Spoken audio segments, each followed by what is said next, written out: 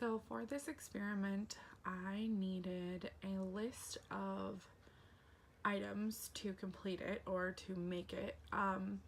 But the only ones that I actually needed to purchase from the store were the lemons, the yogurt, and the honey. Everything else I had at home. One thing that I did forget to add to this material list was my hand juicer.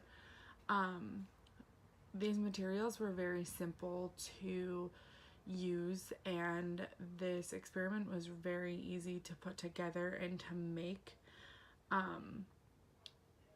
Let's hope that I did it correctly.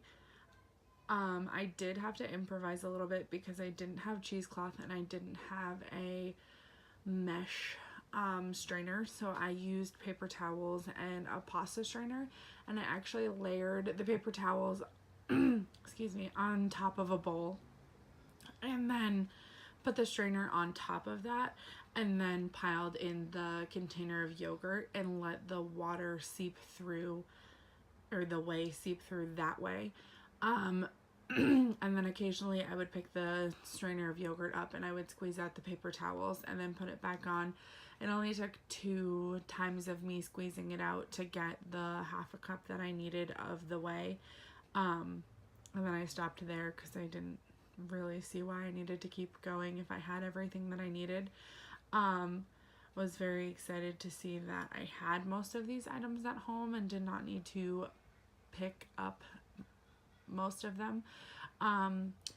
The items with the little red squigglies next to it, those items are not pictured in the photo that I have in the video of the items that I used, just because I hadn't gotten them out yet. But yeah, these are the items. They were very simple to use. This process was very easy, and I'm really excited to see the final results.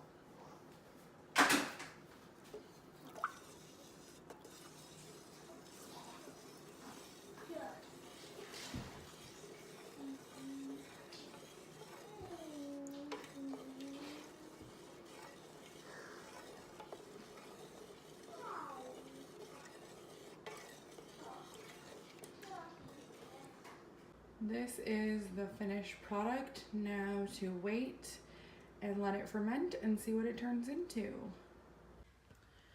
So some of my thoughts while making the soda was it was very simple. It didn't take much time. It took me maybe all of 15 minutes to put this together. And that was mainly waiting for the whey to separate from the yogurt. Which leads me to, that is the one thing that I did get frustrated about. There's a part of me that wishes that I would have just gotten cheesecloth and a mesh strainer to make my life a little bit easier, but to save money, I worked with what I had. Like I explained when I was talking about the materials. One thing that I thought was really cool is when you add the honey to the water and you're whisking it, the color stays the same, but you can see it dissolve through the consistency of the liquid in the pot. I'm really excited to see the fermentation process. I've already seen carbonation start to form in the container, and I still have a couple more days until I'm ready to try it. My son is actually extremely excited to try it, so he may be my guinea pig because being pregnant, my taste buds are a little off. But yeah, this was really simple. It was really easy. I may actually bring this recipe to school and do it with my co-teacher and my kids at school because I think that they would really enjoy it.